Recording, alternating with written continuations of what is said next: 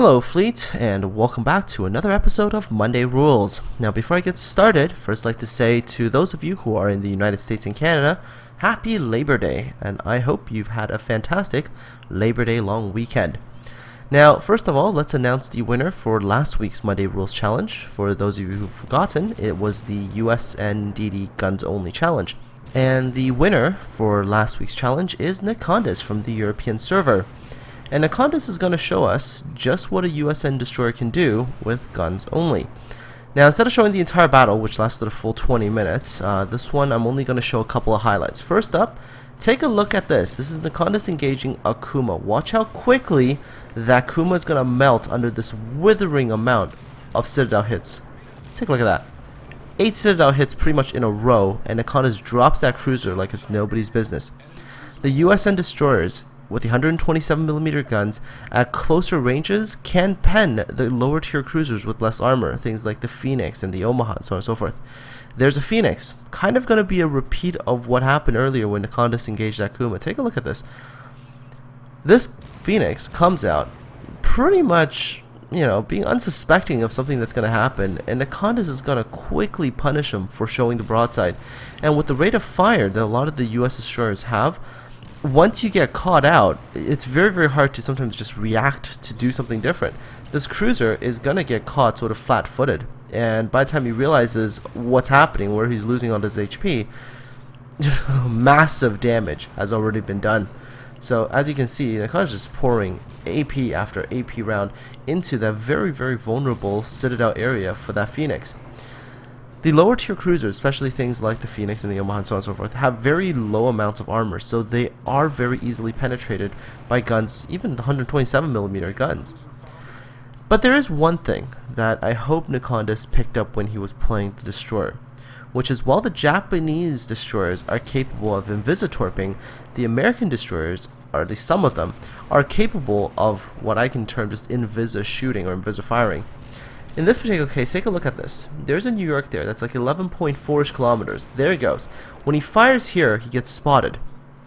During this period of time, this New York over there can see who is shooting at him. But watch what happens when Necondus turns away a little bit and the battleship turns away and the range increases a little bit. Watch that detection marker and you'll see something really interesting happen. The ship is still within range of the guns. Take a look at that. Once he starts to leave 11.4 and gets into 11.5 kilometers, he can now fire his guns, and the New York can only see shells. And the New York has no idea which, ship is shooting at him, where the ship is. This is one of the cool things. This is one of the really, really cool things of US destroyers, is their guns do have that range for you to be able to harass stuff at range and stay completely invisible. And during this period of time, mind you, at this range, it is extremely difficult for battleships to actually hit you.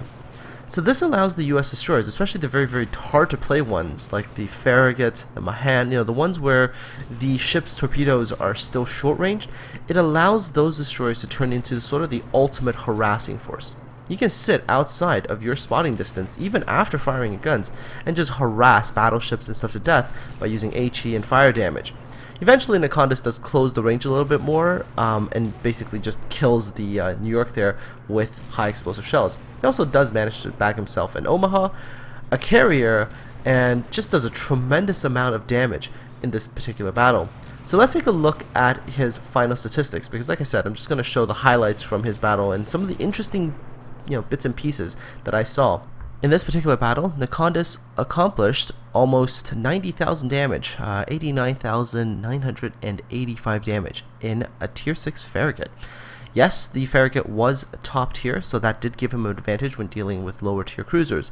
However, the last part when he was engaging the battleship, that could give you a hint on how to potentially deal with playing the Farragut and the Mahan at higher tiers. So Necondus, congratulations, that was by far the highest damage total I had from any of the replays this week. So I will be sending you some doubloons. Keep your eye open for that. And this week's Monday Rules Challenge, which runs from the 7th of September to the 13th of September, is basically the Tier 7 US Battleship Challenge. The battleship with many very colorful names, the Colorado.